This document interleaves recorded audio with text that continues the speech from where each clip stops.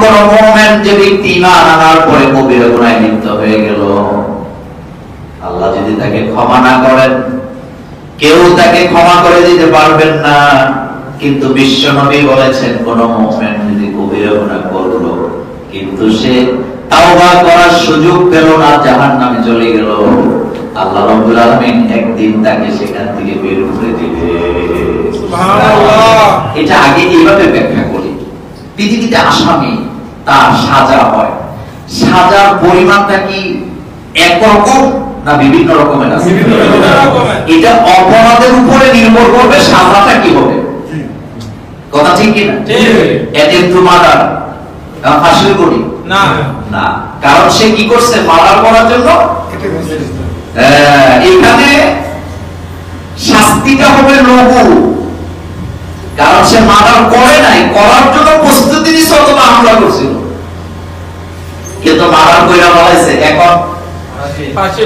এখন কি লঘু হবে না বড় শাস্তি? খেয়াল করেন, আল্লাহ রাব্বুল আলামিন ঠিক সেভাবেই বিচার করবেন।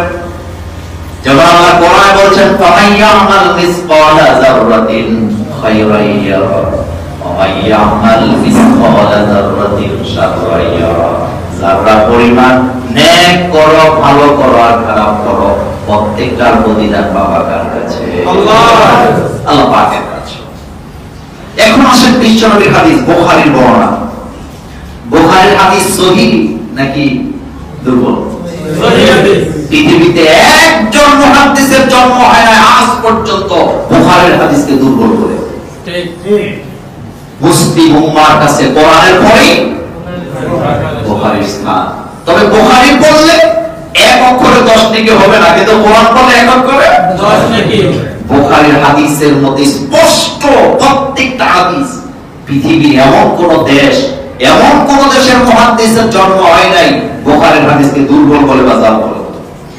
সেই বুখারীর হাদিসে বিশ্বনবী বলেন, আনাস আনিন নবী সাল্লাল্লাহু আলাইহি ওয়াসাল্লাম قال, হযরত আনাস রাদিয়াল্লাহু তাআলা হাদিসটি বর্ণনা করেছেন 44 নম্বর হাদিস, কিতাবুল ঈমানের হাদিস এটি। নবীজি বলেন, ইউখরাজু মিনান নার, ওই লোকটাকে কিয়ামতের ময়দানে আল্লাহ বের করে দিবেন জাহান্নাম থেকে। মান ক্বালা লা ইলাহা ইল্লাল্লাহ, যে একবার বলেছিল লা ইলাহা ইল্লাল্লাহ ফি কলবিহি ওয়াজনু শাকিরাতিন মিন খায়রি, যার হৃদয়ে সব পরিমাণ ঈমান ছিল তাকে আল্লাহ মুক্ত করে দিবে। সুবহানাল্লাহ। জবটা হলো গমের চেয়ে একটু বড়, এটা আমাদের দেশে নাই, পাকিস্তান পিওরে এটা রুটি খায়, গমের মতই, গম তো ছিল না আটা গম, গমের চেয়ে একটু বড়, ভুট্টার চেয়ে একটু ছোট, এটাকে কি বলে? এবার চিন্তা করেন, নবীজি বললেন শাকিরাতিন মিন খায়রি, খায়রি আল্লাহ নবী বললেন তার হৃদয়ে যদি জব পরিমাণ ঈমান থেকে থাকে, কবিরা গুনাহ করার পরেও লোকটা যদি মারা যায়, তাওবা করার সুযোগ না পায়, আল্লাহ তাকে ওই ঈমানের কারণে জান্নাত দিয়ে দিবে। সুবহানাল্লাহ। শাস্তি পাবে, জাহান্নামে যাবে, তবে যতটুকু অপরাধ করেছে ততটুকু তার প্রতি জুলুম করা হবে না, হবে না। এরপরে হাদিসের পরের অংশে আল্লাহ নবী বলেন, ওয়ুখরাজু মিনান নার মান ক্বালা লা ইলাহা ইল্লাল্লাহ ফি কলবিহি ওয়াজনু বুররাতিন মিন খায়রি। আল্লাহ নবী বললেন, কোন মুমিন তার যদি গম পরিমাণ ঈমান যদি থেকে থাকে, ঈমান এনেছেন গম পরিমাণ, একবারে বলছে লা ইলাহা ইল্লাল্লাহ, আল্লাহ নবী বলেন তাকেও জাহান্নাম থেকে বের করে জান্নাত দিয়ে দেওয়া হবে। সুবহানাল্লাহ। তাহলে এখন আরেকটু ছোট হলো, জবের চাইতে আরেকটু ছোট কি গম। নবীজি গমের কথা বললেন, গমের পরিমাণ ঈমানও যদি থাকে তাকেও মুক্ত করে দেওয়া হবে। সুবহানাল্লাহ। এরপরে সর্বশেষ ফাইনালি আল্লাহ নবী বললেন, ওয়ুখরাজু মিনান নারি মান ক্বালা লা ইলাহা ইল্লাল্লাহ ওয়া ফি কলবিহি ওয়াজনু যাররাতিন, যাররা পরিমাণ ঈমান নিয়ে যে ব্যক্তি মরে যাবে, জাহান্নামে যাবে, আল্লাহ তাকে মুক্ত করবে। আল্লাহু আকবার। ইদানিং আমাদের দেশে কিছু বক্তা বের হয়েছে, তাদের প্রতি আমাদের ভালোবাসা দরদ আছে। ইসলামের হুকুম হলো, আপনি যে মাসআলাটা না বুঝেন, আপনি যদি কোরআনের আয়াতটা না বুঝেন, যারা বুঝে তাদের থেকে জিজ্ঞেস করবেন এটা কার হুকুম? আল্লাহ। ফাসআলু আহলা যিকরি ইন কুনতুম লা তা'লামুন, তোমরা তাদের কাছে জিজ্ঞেস করো যারা জানে। কোরআনের শব্দের অর্থ দেখে কোরআনের ব্যাখ্যা করলেন ঈমান তো যাবেই, নিজেও জাহান্নামে যাওয়া লাগবে। যেমন ব্যাখ্যা করেন আল্লাহ কোরআনে বলেন খালিদিনা ফিহা, এখানে আবাদা শব্দ ব্যবহার করলেন, মুমিনের জন্য করলেন, কাফেরের জন্য করলেন। মুমিনদের ব্যাপারে আল্লাহ বলেন মুমিনরা জান্নাতে চলে যাবে, আজীবন থাকবে যতদিন আল্লাহ চায়। আবার কাফেরদের ব্যাপারে আল্লাহ বলেন আজীবন জাহান্নামে থাকবা, তবে যতদিন আল্লাহ চায়। এখন চিন্তা হলো যে দুই জায়গায় তো আল্লাহ বলছে যে আল্লাহ যতক্ষণ চান, তার মানে যে একবার জাহান্নামে যাবে সে আর বের হয়ে আসবে না। আচ্ছা আমি আপনাদেরকে বলি, দুই জায়গায় একই শব্দ ব্যবহার করলে যদি একই অর্থ হয়, তবে বলে রাখি অতীতের সকল মুফাসসির এই ব্যাপারে একমত যে আবাদান শব্দটি কাফেরের জন্য যদি ব্যবহার হয় এটা চিরন্তর, কিন্তু মুমিনের জন্য ব্যবহার হলে এটা চিরন্তর অর্থে ব্যবহার হবে না। যেমন আমি আপনাদেরকে ব্যাখ্যা দিই, ইউসুফ আলাইহিস সালাম আর জুলেখার ঘটনা যখন আল্লাহ বর্ণনা করলেন সূরাতুল ইউসুফে, আল্লাহ তখন বললেন যে হাম্মা বিহা ওয়া হাম্মাদ বিহা, বা হাম্মাদ বিহা ওয়া হাম্মা বিহা। জুলেখাও চিন্তা করতেছে, ইউসুফও চিন্তা করতেছে। আচ্ছা আপনারা বলেন দুই চিন্তা কি একরকম? না, কথা বলেন না। কিন্তু আল্লাহ তো হাম্মা বিহা হাম্মাদ বিহা একই শব্দ বললেন।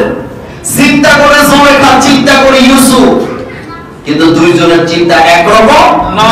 শব্দের অর্থের ব্যবহার একরকম, কিন্তু চিন্তা এক না। এখানে জুলেখা চিন্তা করতেছে ইউসুফকে কিভাবে আটকানো যায়, আর ইউসুফ আলাইহিস সালাম চিন্তা করতেছে তার জাল থেকে কিভাবে বেঁচে চলে যাওয়া যায়। ঠিক, তাহলে চিন্তা কি দুইটা এক না?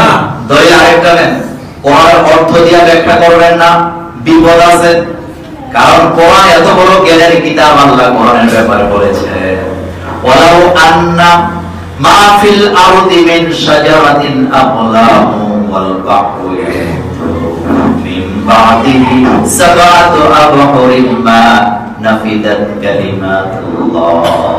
আল্লাহ বলেন পৃথিবীর সমস্ত গাছপালা কেটে যদি কলম বানাও, সমুদ্র মহাসমুদ্রের সমস্ত পানিগুলো যদি কালি বানায় লিখতে শুরু করে দাও, আমার কালামের ব্যাখ্যা লিখে শেষ করতে পারবে না।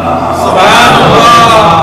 এখন কোরআনে আল্লাহ পাক বলেন ওয়ামাকারু ওয়ামাকারাল্লাহ আল্লাহু খায়রুল মাকিরিন, তোমরা যে মক্করবাজি করো আল্লাহ এসে বড় মক্করবাজ। তো আল্লাহর মক্করবাজ বলে ঈমান থাকবে না। এখানে অর্থ কি দাঁড়াবে?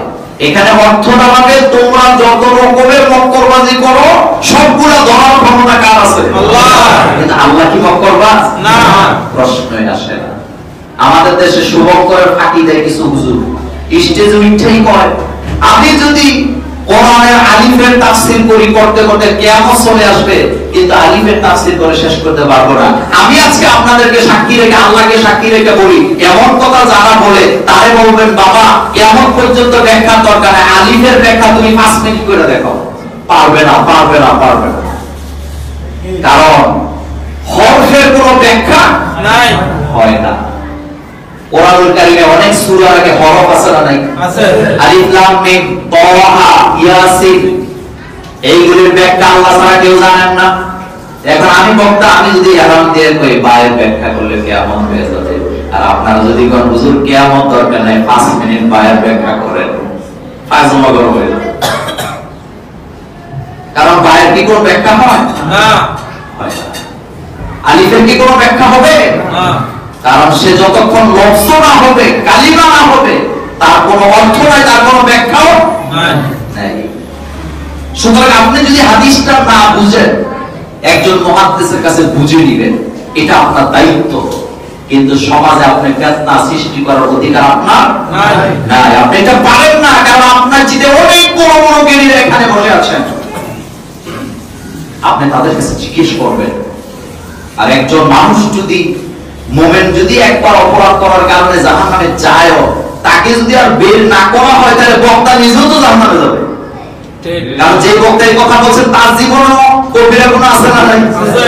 কবিরা গুনাহ ছাড়া মানুষ নাই। তবে বিষয়টা হলো ঈমান বাড়ে, ঈমান কমে। জাররা পরিমাণ ঈমান নিয়ে 1 ডজন হাদিস বুখারী মুসলিমে মাসনাদ আহমদ এসেছে যে মুমিন যদি জাহান্নামে যায়, আল্লাহ তাকে জাহান্নাম থেকে বের করে দিবেন শুধুমাত্র ঈমান সুবহানাল্লাহ।